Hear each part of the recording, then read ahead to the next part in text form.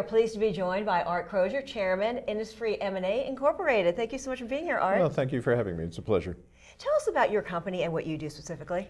Well, we're a proxy solicitation investor relations firm that really primarily focuses on M&A transactions and contested situations. So what we do is really dig into the shareholder base, understand the shareholder base in terms of who's in it, what their investment theses are, and therefore how to develop a solicitation strategy that's really primarily directed towards gaining support from the necessary constituencies in order to ensure a successful transaction. And is most of your work domestic or cross-border or both? It's largely domestic, but we have historically always done a lot of cross-border transactions as well. We're going to be talking about reputation. Mm-hmm. Let's talk a little bit about how reputation sets the tone in M&A transactions. Sure. I mean, and I think it's important in a lot of ways to draw a distinction between whether it's a stock deal or a cash deal. I mean, in the sense if it's a cash deal, the target is being bought out. The reputation of the acquirer is not that relevant other than their creditworthiness, which is, shouldn't be a subject of doubt.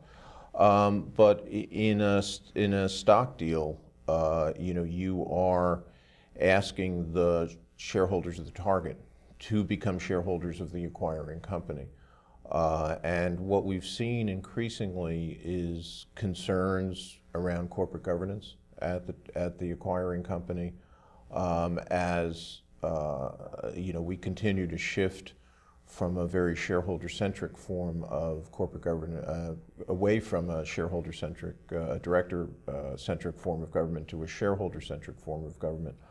Those issues have become increasingly important for those target shareholders in terms of do they want to be involved in a company whose governance practices may not be up to their standards. That's clearly a problem. Transparency is another major issue to the extent that there are concerns at the acquirer's side as to how transparent are they? Are there hidden issues that could blow up when you become the shareholder of the new company? Those are very important issues as well. Distressed companies often have low reputational value. How does that impact a deal or potential buyers? Well, again, I think if you've got an acquirer with low reputational value in a stock deal, it makes it more difficult to persuade the shareholders to participate because now you're not just talking about value that you're going to achieve in the transaction, but you're also it really goes to long-term value.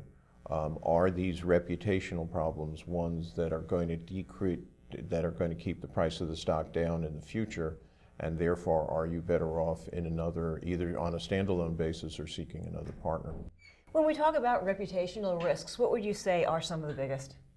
I think, again, accounting, yep. Numbers, always a big issue. Interestingly, we've seen that play out just this year at Valiant, where last year, when they went after Allergan, Allergan had raised a lot of issues about the business model, whether it was sustainable, how transparent were their numbers.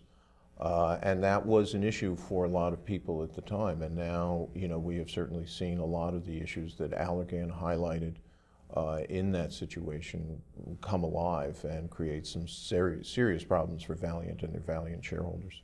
So is transparency one of the best ways to avoid this risk? Oh, absolutely. I mean, I think, that is certainly not just the flavor of the month, but probably the flavor of the decade of the necessity to be transparent, to have numbers that people look at and don't raise questions and don't say, I need to know more. And that goes, not just to numbers, but also to the general way of conducting the business.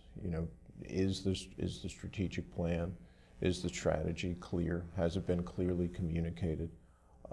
Do people really understand what the company is about, how it's going to drive value for the future? Those are all critically important issues.